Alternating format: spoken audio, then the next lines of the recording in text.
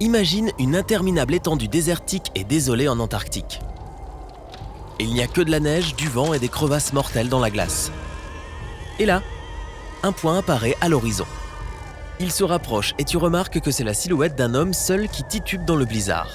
Il a l'air complètement au bout du rouleau, mais il continue de marcher à grands pas et il tire un traîneau chargé de quelques rares provisions. Pour le moment, il cherche un endroit où cacher son journal pour que ce dernier puisse être retrouvé un jour, plus tard. Mais il reste encore une lueur d'espoir au fond de lui.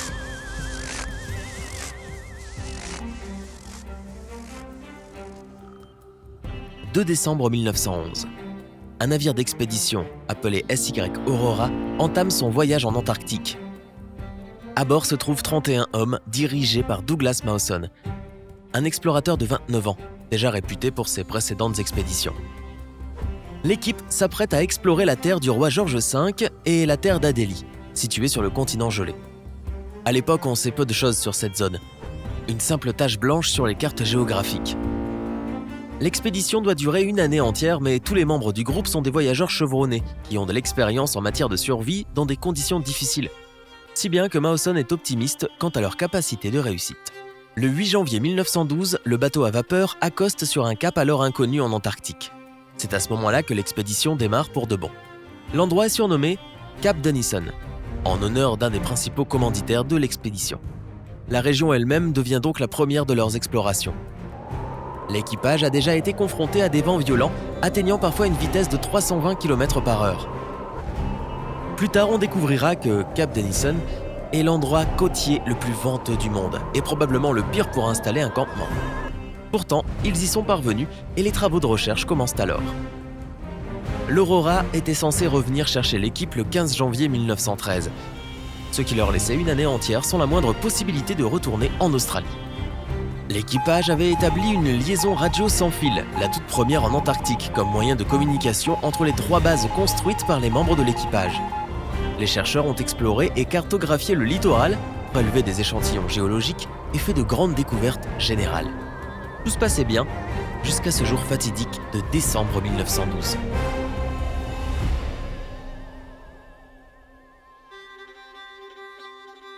Le mois de novembre marquait le début de l'été antarctique, et les conditions météorologiques étaient bien meilleures que la plus grande partie de l'année. C'est pourquoi Mawson décida d'en profiter. Il divisa les équipes des camps principaux et auxiliaires en 8 groupes de 3 pour explorer le continent de manière plus efficace. Les autres hommes restèrent pour s'occuper des campements. Son propre groupe se composait de lui-même, de l'expert suisse en ski Xavier Mertz et du lieutenant Belgrave Ninis des Royal Fusiliers.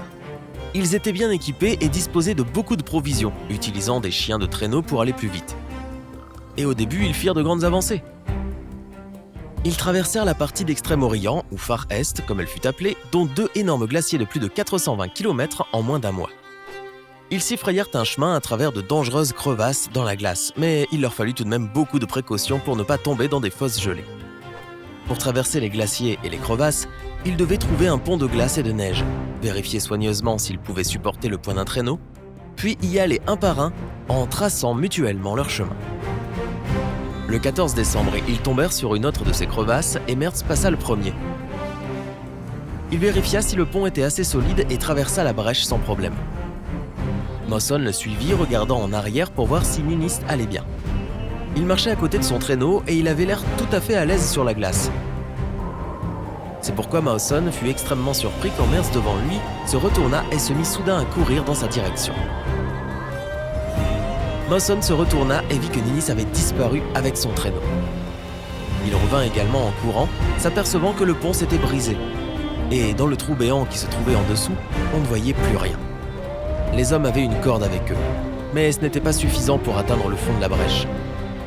Après 3 heures d'appels et de cris, ils ont dû se rendre à l'évidence. Ninis était parti. Au-delà de la perte d'un ami et d'un membre de l'équipe, Mawson et Mertz réalisèrent qu'ils se trouvaient désormais dans une situation désespérée. Il s'avère que Ninis, à l'arrière, transportait la plupart de leurs provisions, leurs tentes et toute la nourriture pour les chiens. De plus, sans son traîneau, il n'en restait plus qu'un. Ils avaient abandonné le 3e plus tôt parce qu'il était trop abîmé. Le traîneau restant contenait des provisions pour une durée d'environ 10 jours, ainsi que tout l'équipement scientifique, mais rien d'autre. Les hommes firent immédiatement demi-tour, mais tous deux avaient parfaitement compris que le long chemin qui les attendait serait un véritable cauchemar. Ils passèrent la première nuit à réfléchir aux moyens de retourner au camp principal, qui se trouvait à 500 km de distance. Ils retournèrent à l'endroit où se trouvait le traîneau abandonné, ils prirent les patins du traîneau, les skis et une pente de rechange pour improviser un abri, et ils dormirent un peu. Puis ils commencèrent à faire marche arrière pour rentrer au campement. Personne ne peut parcourir une distance de 500 km en 10 jours, donc naturellement, leurs réserves alimentaires finirent par s'épuiser. C'est alors qu'ils durent envisager l'impensable. Les chiens. Ils épargnèrent les pauvres animaux aussi longtemps qu'ils le purent, mais les hommes et les huskies étaient devenus désespérément affamés et faibles. Donc finalement, ils n'eurent pas d'autre choix. Pour couronner le tout, Mertz commença à se sentir mal, se plaignant de crampes d'estomac. À ce moment-là, il ne restait déjà plus qu'un chien. Mawson décida donc d'alléger le traîneau. Il jeta la plupart du matériel, ne laissant que ce dont ils avaient besoin pour survivre et les principales données d'exploration. Finalement, ils se retrouvèrent sans aucun chien et durent tirer eux-mêmes le traîneau. L'état de Mertz s'aggravait de jour en jour et rapidement, il ne fut plus en mesure de bouger. Mawson était impuissant face à la faiblesse de son ami. Il resta à ses côtés jusqu'à la fin. Mais le 8 janvier 1913, Xavier Mertz mourut.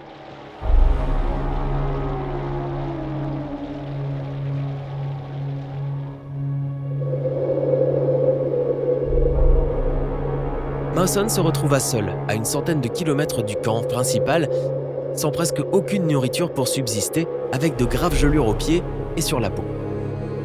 Seule sa force de volonté le poussait à continuer. Son désir désormais n'était même plus d'atteindre le bivouac, c'était déjà trop tard pour le navire de retour. Il souhaitait juste trouver un endroit où une future équipe de recherche pourrait retrouver un jour son journal et celui de Mertz. Il continua donc son chemin en tirant le traîneau. Puis, comme s'il n'avait pas déjà assez souffert, un autre désastre s'enchaîna. La glace sous ses pieds céda soudainement et il tomba dans une crevasse. La seule chose qu'il sauva, ce fut le harnais. Il était accroché au traîneau qui était lui-même coincé dans la glace au-dessus. Épuisé mentalement et physiquement, Mawson essaya de se hisser et il y arriva presque, mais au dernier moment, il glissa et retomba dans le trou. Il était sur le point de couper le harnais et de se laisser tomber dans l'abîme, mais il ne le fit pas. Au lieu de ça, il se redressa et cette fois, il remonta sur la glace. Dans son journal, Mawson écrit que sa force le quitta dès qu'il grimpa sur le rebord.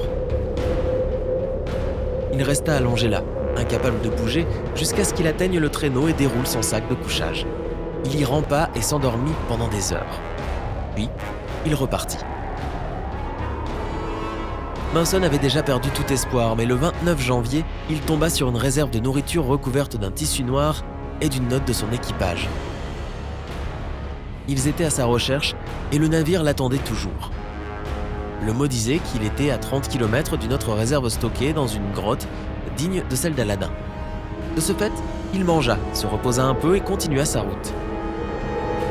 Malgré la nourriture dont il avait tant besoin, il était encore très faible et blessé. Ses pieds agonisaient et il lui fallut encore 3 jours pour atteindre la prochaine grotte.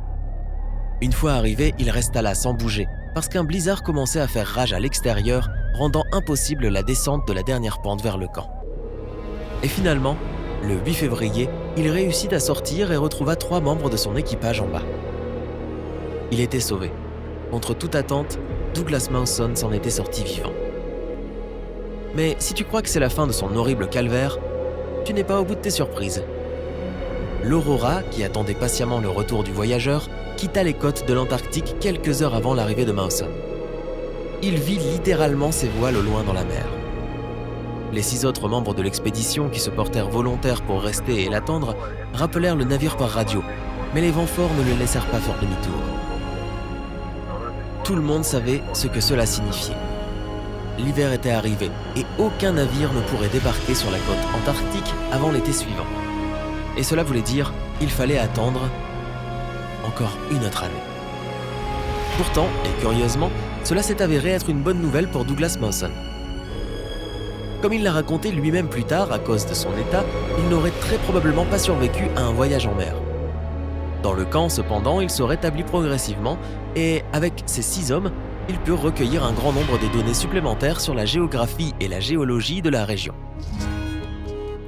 Ils construisirent un mémorial rudimentaire en l'honneur de leurs amis disparus à partir d'une antenne radio et d'une plaque en bois découpée dans le lit de Xavier Mertz. Et enfin, l'Aurora est revenue les chercher à la mi-décembre 1913 et les hommes fatigués mais fiers sont enfin rentrés chez eux. Douglas Manson a été accueilli en héros en Australie et a reçu plusieurs médailles pour ses exploits exceptionnels. En 1915, il a écrit un livre autobiographique, The Home of the Blizzard, La maison du blizzard en français, dans lequel il raconte ses mésaventures. Il a vécu jusqu'à l'âge de 76 ans et aujourd'hui on peut voir son visage sur le billet de 100 $ australien. Waouh, maintenant c'est à toi. Connais-tu d'autres grandes histoires de survie ? Dis-le nous dans les commentaires. Si tu as appris quelque chose de nouveau aujourd'hui, alors donne un j'aime à cette vidéo et partage-la avec un ami. Mais hé, ne tombe pas à ton tour dans une crevasse. Nous avons plus de 2000 vidéos sympas à te montrer. Tout ce que tu as à faire, c'est de choisir la vidéo de gauche ou de droite, de cliquer dessus et de passer un bon moment. Reste avec nous du côté sympa de la vie.